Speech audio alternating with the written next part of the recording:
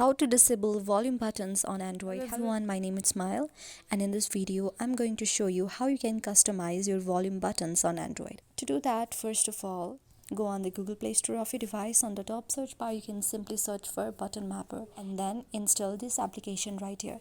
After you install this application right here, it will show you to all everything right there.